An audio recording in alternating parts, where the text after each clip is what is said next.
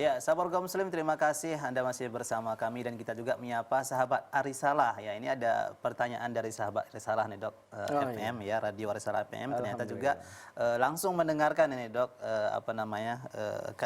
Bincang-bincang kita ini. Ya, Assalamualaikum, Dok. Waalaikumsalam. Ya, saya pendengar Arisalah FM.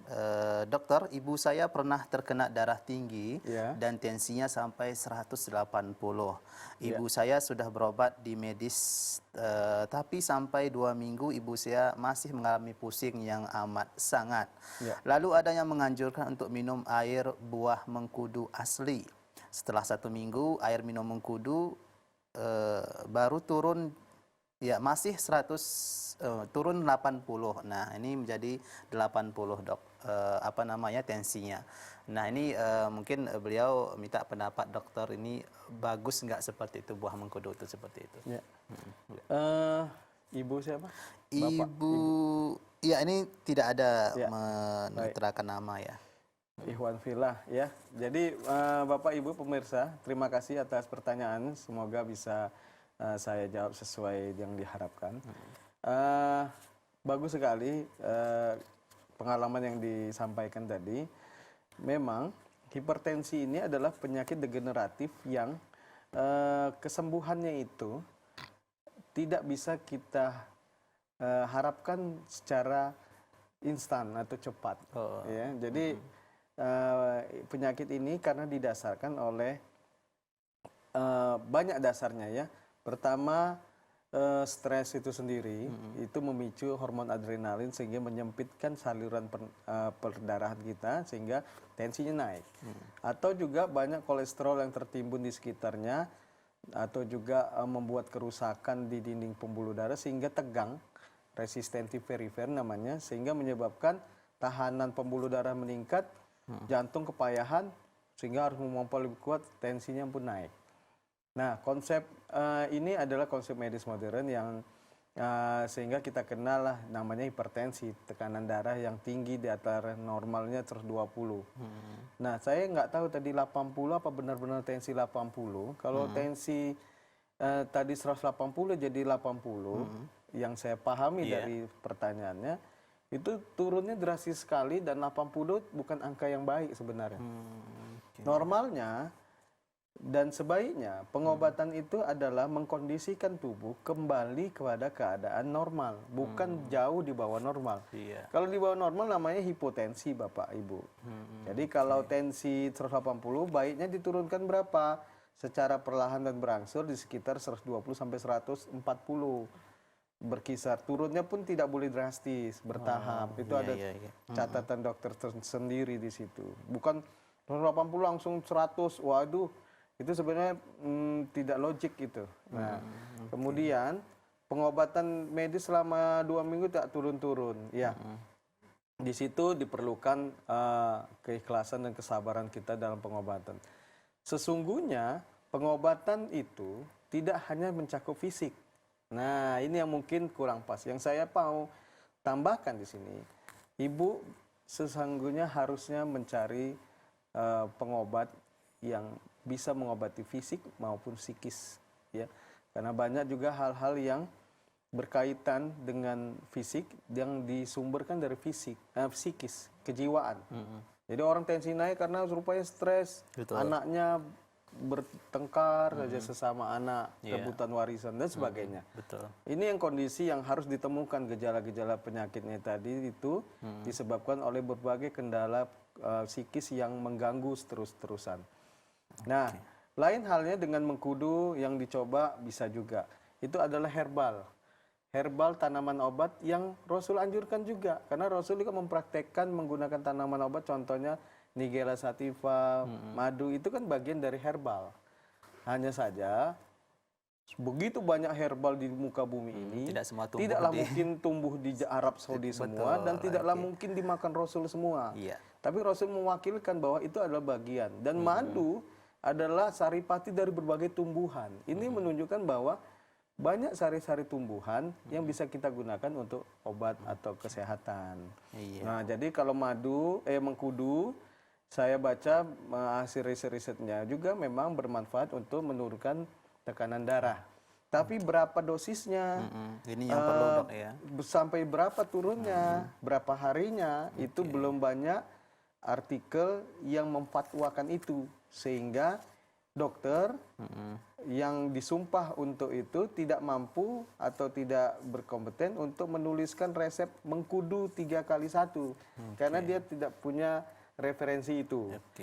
Kecuali kalau Bapak Ibu punya tabib di keluarga yang mereferensikan itu, sesungguhnya orang-orang yang medis itu bertanggung jawab terhadap apa yang dia lakukan. Itu yang sunnah Rasul. Tibun Nabawi juga itu.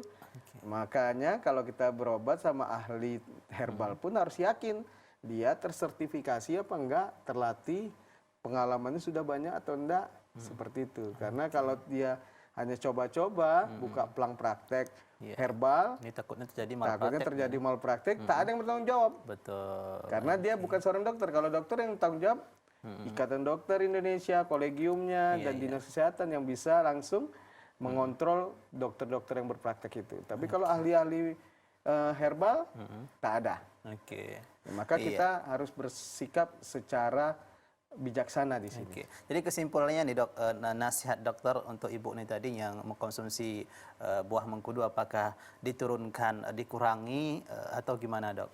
Ya, kalau memang sampai 80 itu nyatanya, saya anggap itu kelebihan dosis dari mengkudu. Jadi ibu bisa turunkan konsumsinya dan mungkin ibu bisa cek kontrol tekanan darahnya secara bertahap juga. Oke ya, ini dia dapat dia duanya dok ya. Iya, Jadi karena kita tidak punya ukuran secara ilmiah berapa hari makan mengkudu, berapa dosisnya, sehingga kita semua coba-coba. Oke. Nah di sini dia merupakan salah satu jalan menyatukan dok ya antara herbal atau pengobatan Tibun Nabawi yang bagi mereka yang memisahkannya dengan kedokteran seperti itu. Oke dok, tidak terasa terima kasih banyak kepada ibu yang barusan bertanya. Terima kasih. Ya dok, hampir 60 menit kita bersama. Sebelum kita berpisah, ini mungkin dokter bisa sampaikan kesimpulannya untuk memotivasi kita kembali untuk biar mengerti sebenarnya Tibun Nabawi itu apa dan manfaatnya. Silakan dok. Bismillah, Bapak Ibu, sahabat Muslim yang dirahmati Allah. Pada akhir sesi ini saya ingin menyampaikan bahwa Tibun Nabawi adalah konsep pengobatan, konsep usaha untuk sehat yang diajarkan oleh Rasulullah Shallallahu Alaihi Wasallam, yaitu apa? Mencari pengobatan kepada ahlinya sehingga ditemukan obat dari setiap penyakit yang diderita. Bahwa sesungguhnya Rasul katakan Allah tidak akan menurunkan satu penyakit, melainkan juga obatnya. Dan penyakit itu akan sembuh dengan izin Allah kalau sudah menemukan obatnya. Di sini dibutuhkan ketawakalan kita untuk mencari kesembuhan, untuk melandaskannya pada usaha ikhtiar mencari kesembuhan dari Allah. Jadi kalau tidak sembuh dengan pengobatan ini, kita coba konsul ke pakarnya. Jadi kalau pakarnya sudah menemukan obatnya, kita makan obatnya, ikuti aturan dosis, cara pakainya dan sebagainya sampai dinyatakan sembuh. Dan tetap bersandar pada Allah lah yang menyembuhkan. Sesungguhnya apabila aku sakit, maka Allah lah yang menyembuhkanku. Namun Bapak Ibu juga bisa menyandarkan pada apa yang pernah Rasul ajarkan dengan memakan makanan-makanan yang dianjurkan Rasul, kurma dan sebagainya. Karena dia memang banyak juga riset yang meneliti bahwa dia punya banyak kandungan khasiat zat berkhasiat lain. Madu, habatus sauda, berbekam, ruqyah, yang mana ini ruqyah juga adalah Quran healing, penyembuhan dengan Quran, di mana Allah juga menurunkan ilahiyahnya itu, ya, kesembuhan melalui Quran.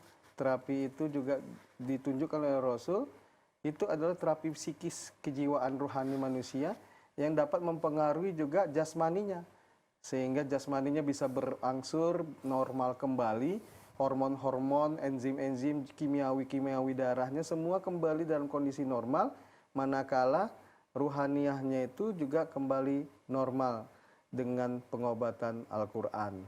insya Allah dengan bersandar pada Tibun Nabawi, yaitu pengobatan yang Rasul ajarkan, mencari pada sumbernya, mencari pada pakarnya dengan diagnosa yang tepat, maka kita akan mendapatkan obat yang tepat dan menggunakannya, dosisnya dan semuanya sesuai aturan mainnya, insya Allah kesembuhan akan datang. Itu saja. Terima kasih. Iya, terima kasih banyak Dok atas penjelasan dan kesimpulannya. Mudah-mudahan sangat bermanfaat sekali sahabat kaum muslim bagi kita, dan perlu kita ketahui bahwasanya kesembuhan itulah datang dari Allah, sedangkan obat hanyalah sebagai wasilah saja. Jangan sempat kita menjadi pengobatan atau obat menyeret kita menjadi kekufuran dengan banyak kita mengatakan bahwa obat inilah menyembuhkan. Ini sesuatu hal yang harus kita hindari. Ya, sahabat kaum muslim, terima kasih atas kebersamaan Anda hari ini, dan sahabat Arisalah yang ada di rumah dimanapun Anda berada. Jangan lupa saksikan terus Bincang Sehat setiap Kamis pukul 17.00 sampai dengan 18.00 waktu Indonesia bagian Barat. Dan kami ucapkan terima kasih kepada Hijrah eksklusif yang telah mensupport program ini berupa pakaian koko seperti yang kami kenakan saat ini. Ya, sahabat kaum muslim, saya Daruslian pamit undur diri. Assalamualaikum warahmatullahi wabarakatuh.